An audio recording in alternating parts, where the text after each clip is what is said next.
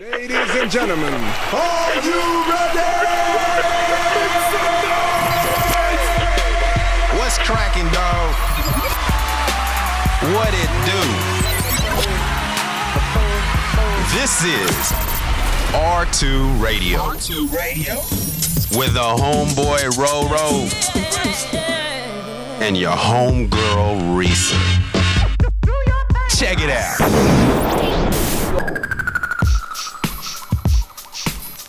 What's good, everybody? Welcome to R2 Radio. On this episode, we take it to Blue Note Tokyo for our exclusive interview with Eric Benet.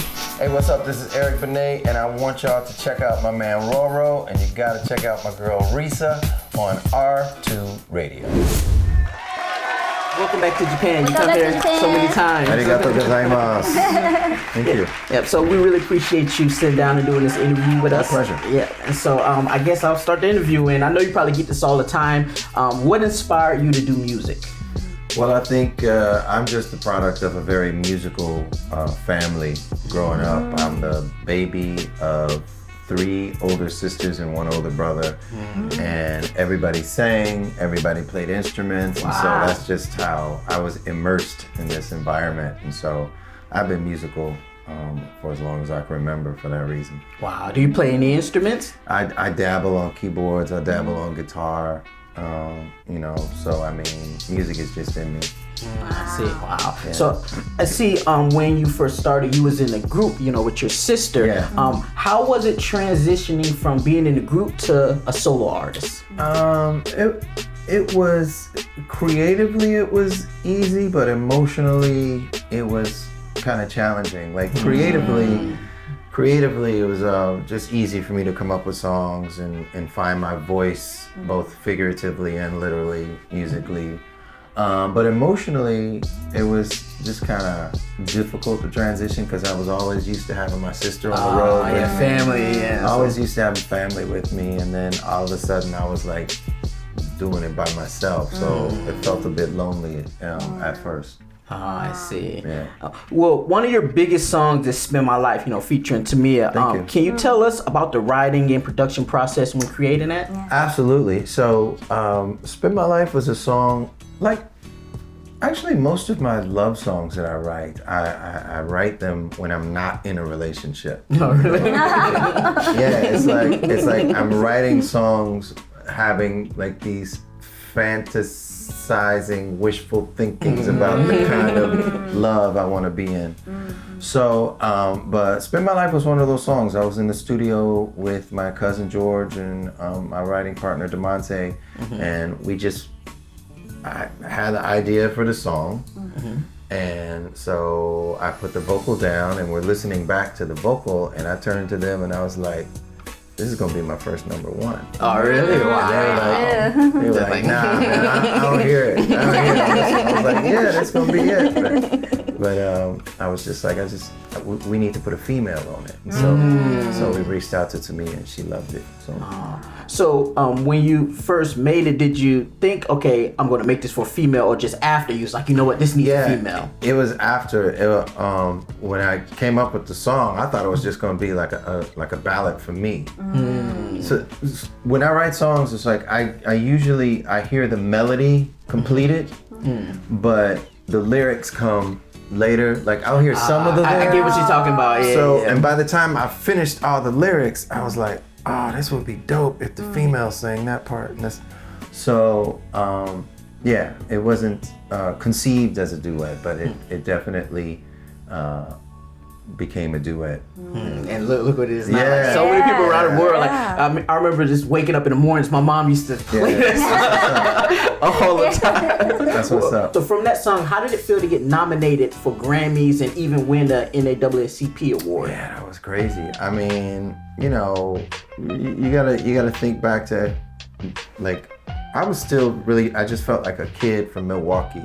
And Milwaukee, for the listeners and the viewers out there, Milwaukee's like, it's not a small city, but Milwaukee isn't a city that's known for like having a lot of celebrities and so I always felt kind of like I wasn't maybe accepted in the whole LA music scene, or I wasn't, you know. But then when the Grammy nomination happened for Spend My Life, I felt like, wow, maybe I could do this for a couple more years. You know? You put on for your city. Yeah, right. So, but it felt good. It was a great affirmation of what I felt was quality songs that I was doing with my partners. So it felt great.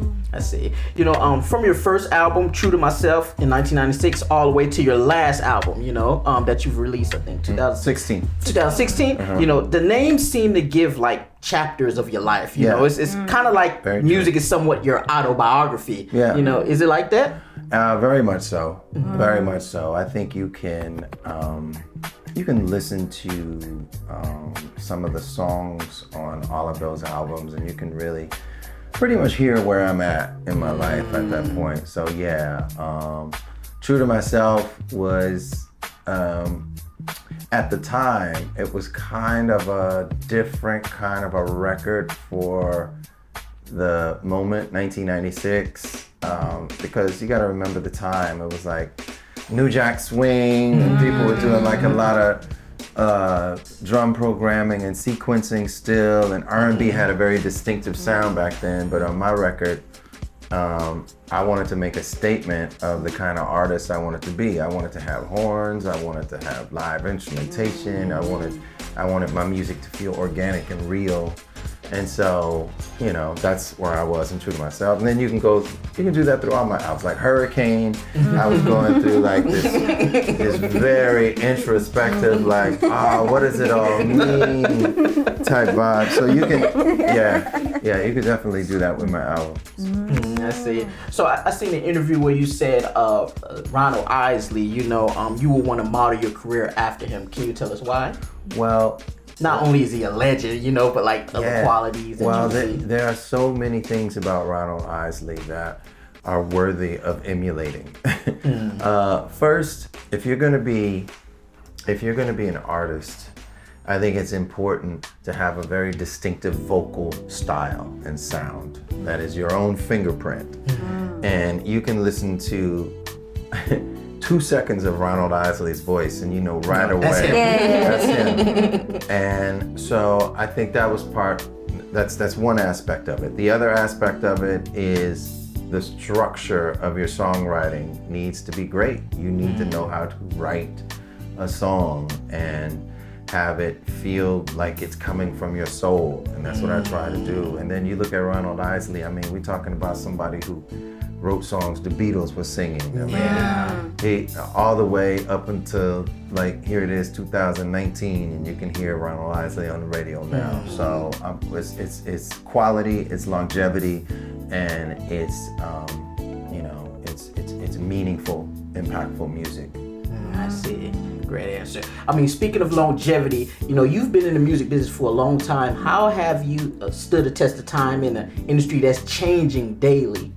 Well, I think when I did that first album, True to Myself, there was a reason why I really wanted to make that statement, because my sister and I, as you mentioned, we had a group called Benet, and we put an album out a few years prior to that, like 92. And there were some nice things on that record, but what I didn't like about that process was the record label basically, they told us like who we're gonna be working with. They told us like, okay, we need this kind of song. I wanna put you with this producer. And we were kids from Milwaukee, so we were just like, okay, we got a record deal. We'll shut up and do whatever you tell us to do. So after that album was released and nothing really commercially successful happened with that album, and a lot of people didn't even know the album came out, I think I made a conscious decision that, look, if I ever get another shot at this whole music game, I'm going to be as authentically me and have as much control as I can over the creative process on my creations. So I think me having such a steadfast and like emphatic desire to be authentic, to be an authentic artist, I think that's probably the main reason why I've been able to last so long. Like when I do albums, I don't chase trends. I don't, you know, whatever might be the flavor of the week or the year. I'm not gonna do something for that reason. I feel like every time I go into the studio and I do an album, I'm trying to make an album or a project that gives me the same goosebumps I used to feel as a kid when I would listen to Earth, Wind & Fire or Donny Hathaway or the Beatles or Stevie Wonder. Like when I feel those goosebumps, I'm like, that's it. That's what I'm going for. Right? So I think that authenticity, fortunately for me, has led to longevity. I see. You know, speaking of the artists that inspire you, say like Earth, Wind & Fire and others, do you have any artists that you would like to work with, like dead or alive? Yeah. Can you name? It's interesting because I have a 7-year-old and a 4-year-old daughter now, in addition to my 27-year-old grown-ass lady daughter. Man, how old are you? Thank you. Like in your 20s. God bless you. God bless you. But so like I'm introducing my 4-year-old and my 7-year-old to all of these artists, and my 7-year-old, you know, once she found out like Michael Jackson is no longer with us, she was like, from the time she was 2 years old, she was this huge Michael Jackson fan. So I'll be driving him to school in the morning, and I'll put in like, I don't know, I'll put in Shaka Khan, or I'll put in Earth, Wind & Fire, and the first thing is, Daddy, is that artist dead or alive? So, no, they're still alive, baby. So every time I tell her that somebody's alive, I think, wow, it'd be dope to work with that person. Like Shaka, like Al Green, you know, man, that would be a dope collaboration. like, oh my gosh, they love the Police now, you know. So it's like with Sting and Andy Summer and so those are just a few that I would love to work with. That would be cool. Maybe some in the future you can do. It could happen. You know, you say that you always strive to be an authentic artist, you know? So, I mean, did it ever bother you that sometimes when you do interviews, people would talk about other things that really wasn't focusing on your music? I think it's kind of like, it's one of those annoying things that you know is almost unavoidable being in this industry. I mean, part of being in the spotlight is people want to turn that spotlight into a microscope. So I understand that that's part of the game. I try to be as polite as I can when those things come up, and then I try to steer the question back to the music. But you know, I understand it's just part of the game. You know, I was listening to some interviews last night preparing for this, and what I liked about your interviews is even though people would talk about other things, they tried to get you off track, but you never lied. You stayed true to yourself. Like they said, you did this, and like, yeah, I did it. So it's like, what else you gonna say? Always honest. And so I like that you was not only honest in your music, but just honest in regular life, you know, from the interviews. And so that taught me something too. Yeah, it makes life a whole lot easier if you're just like, all right, you own up to it. You know?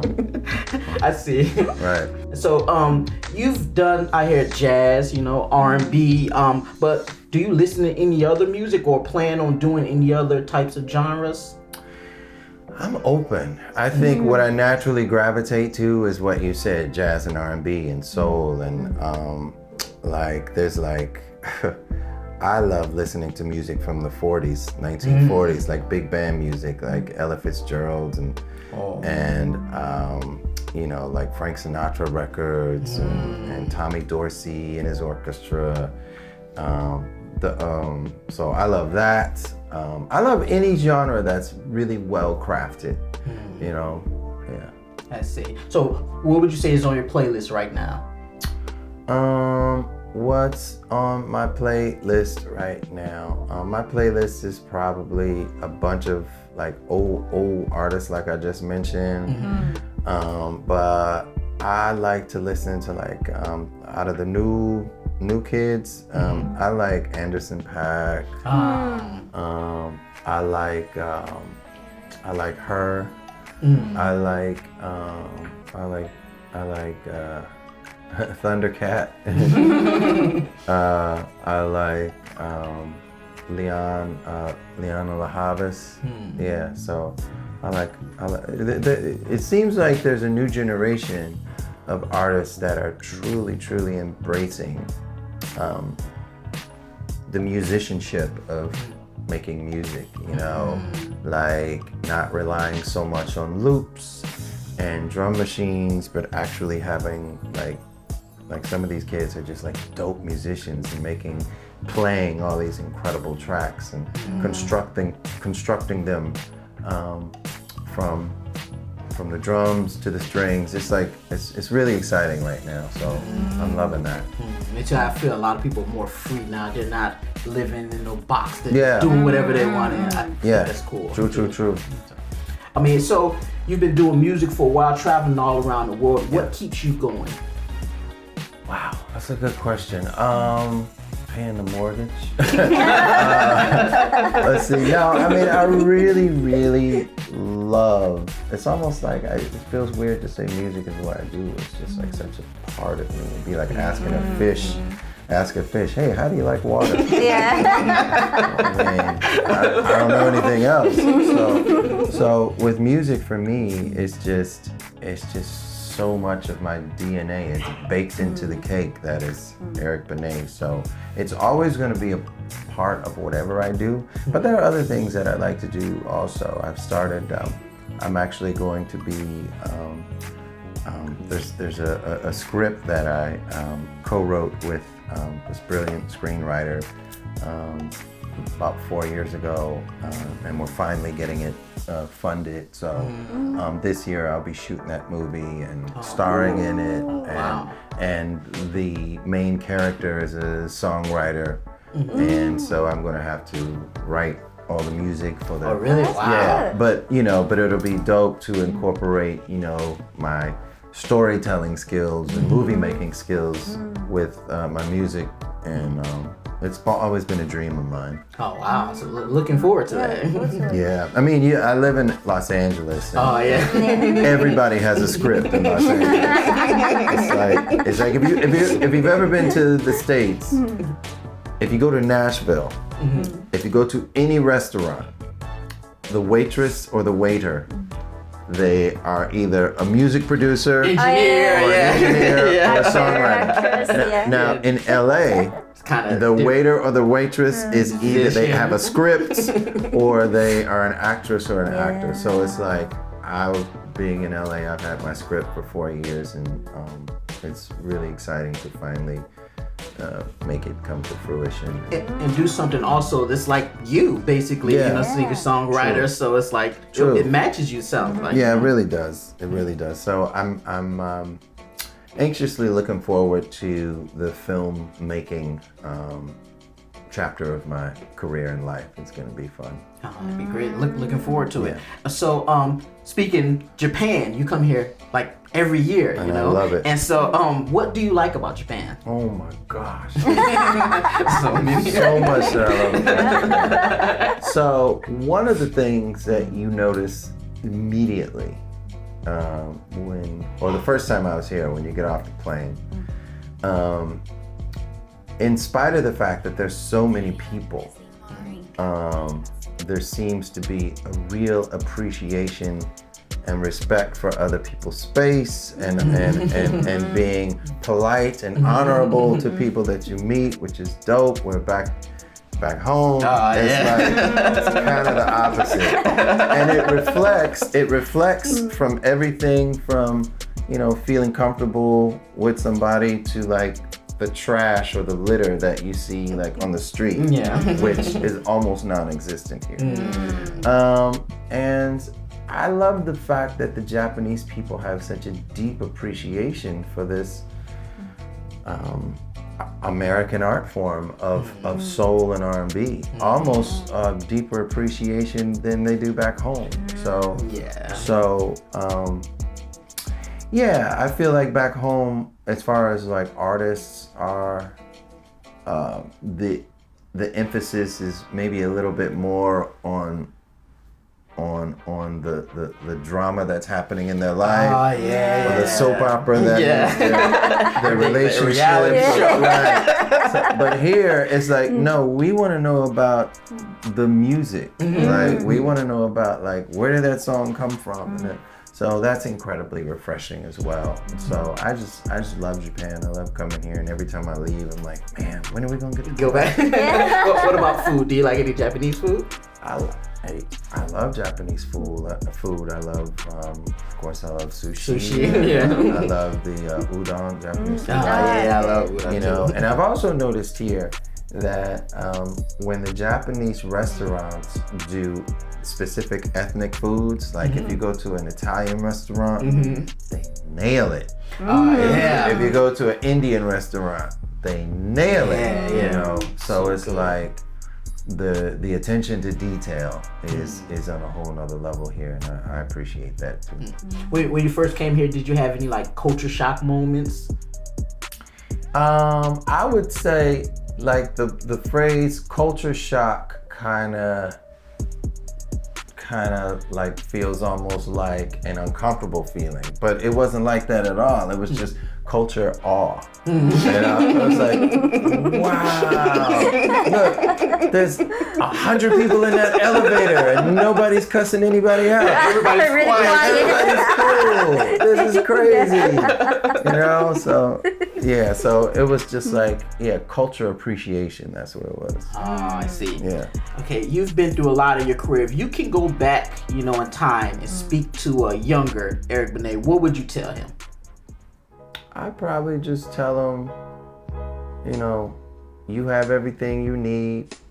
You're not going to get everything at once. Some things are going to take some time, but that is by design, and trust me, it's best that it's going to take some time. So you know, because you know, when you're like 20-year-old kid, it's like you want it all, you want it all now. Right now. and you feel like you know everything. You feel like you're ready for everything, but you're not really ready for everything. You gotta stumble, you gotta get back up, you gotta make some mistakes, and you just gotta learn how to really, really appreciate the journey.